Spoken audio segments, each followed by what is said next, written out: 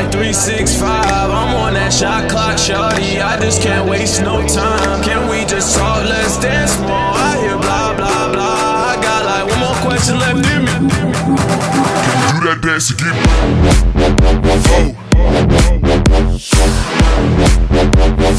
It's Wednesday, and as we all know, Wednesday, this is the first vlog you're going to see where I'm 25 years old.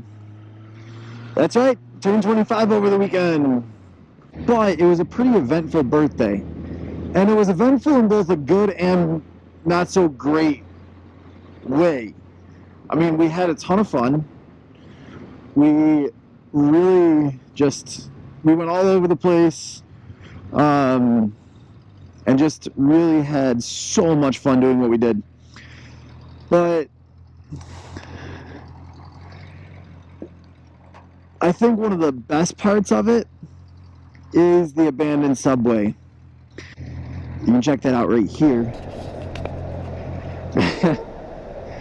And so the subway was from the I'm probably going to forget this, 1930s. And it was in Rochester until shortly after World War II. And it went along the old canal route. So the Erie Canal used to cut straight through the city of Rochester. Like literally straight through it. And as Rochester grew, they're like, well, one, we don't need a canal cutting through us because we already have a river cutting through us. And two, we kind of need a subway. And back then there weren't any expressways, so they needed subways. See, that guy knows what I'm talking about. He's from that era. At least the car is. So that was kind of like the idea behind all this, is we needed a subway in Rochester, and they had planned for it to keep expanding over the next however long it would take to make their expansions come to life. And it was going to reach pretty much across the whole greater Rochester area. So if you guys have ever seen the beach video, it was going to go down there. If you guys have ever seen like the original channel videos, like the ones that first came out, it was going to reach there. It was going to go outside of downtown. It was also going to go to the Grease Ridge Mall, which is right over there. And I find that really awesome that like they had this huge plan for it. And the cool thing is like people have thought about it over the years, like if this were to come back, how could we do it and make it successful? Unlike the fast ferry.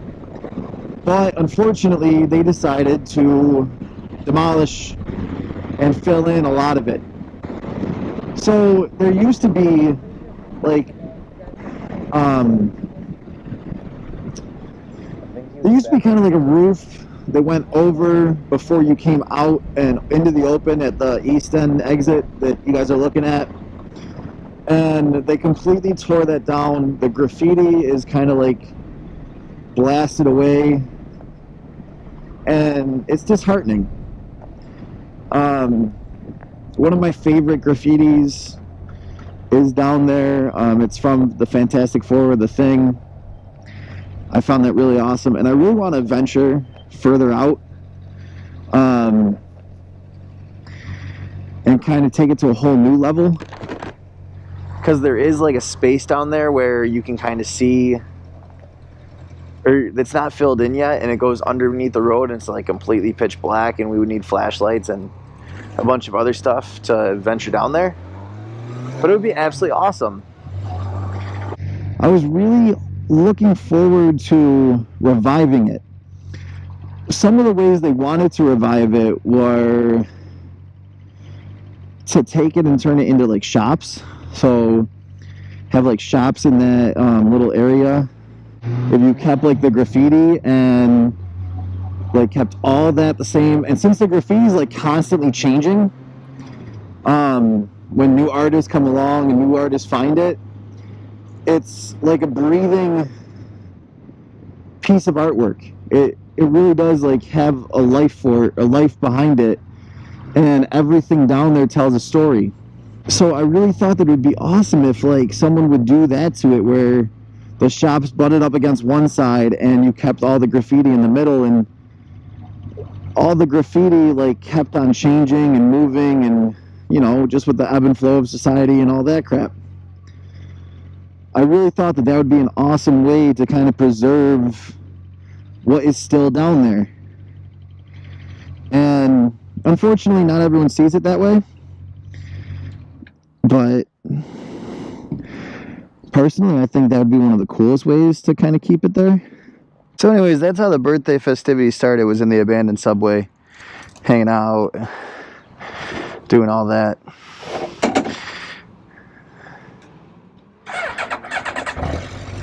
Then we had planned on going over, or then we went to Romig's, and my brother-in-law, who's a veteran, at Romig's they can get 10% off their meal and one free drink. And the woman who was serving us did not treat us very well, and we were kind of upset, so we ended up leaving before she even started serving us drinks. It all was because she didn't like the way that Robert, who's deaf in one ear from the war,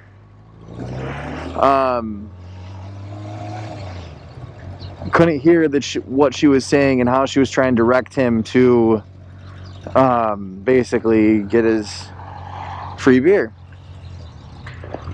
So anyways, after all that had happened, we went to McGregor's, had an absolutely awesome time there. I loved going there. They have great food at that location.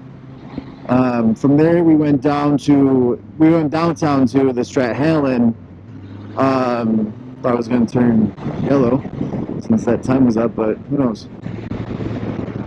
We went downtown to the Strathallan. We went up to the rooftop. And the cool thing about it is you could overlook like the whole city of Rochester. And on the side that we were on, there was a wedding going on. And there was all the rest of the roof was like completely full.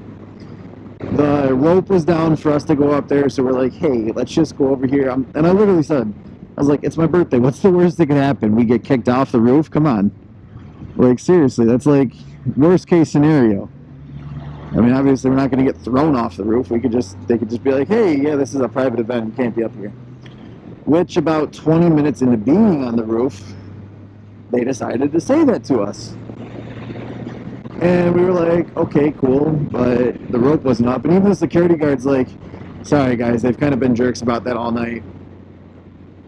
We're like, no worries, it's cool. So we finished our drinks and went back downstairs, and met up with Mickey Dick and his girlfriend, and we went to Half Pint, which we got kicked off the patio because their patio apparently closes at 11, and we got there at like 10:55, and we went in to go get drinks. My fiance went to go get a seat at the patio because a bunch of people had just gotten up, not realizing that the reason for that was because they were closing the patio, just because we thought they were leaving because they got up and left. And it's kind of like a novel concept, right? People get up, leave. You're like, oh, cool. Can we go take their spot? Nope, wasn't the reason. Patio closes at 11. So from there, we were like, okay, so what are we going to do now? And it was pretty chill, and we were like, okay, so we'll hang out here for a little bit, have a drink, finish the drinks that we just bought before we found out the patio was closed. So Half Pint was a ton of fun. It's a great little bar, but it's like the size of my living room. It's not that big. So once you close the patio, 3 hours before you close the bar, you're kind of like, what am I supposed to do now? Like, where do I go? And you can't bring the beer outside because the patio's closed. So, yeah. I'm guessing there has something to do with city ordinances and stuff like that, because there's a few other bars in the city that aren't allowed to have patios anymore because some dumb reason. Not enough sidewalk space or something like that. Crazy. Like, this is the first birthday where I've actually done something where I've gotten kicked out of somewhere or kicked off somewhere. A spam card. Woo! Damn it. This is your friendly neighborhood motovlogger saying, if it's your birthday coming up, tell your local neighborhood bartender to let me on a roof. That was a ton of fun, and I was really upset that I couldn't go on that roof and enjoy it for longer than 20 minutes.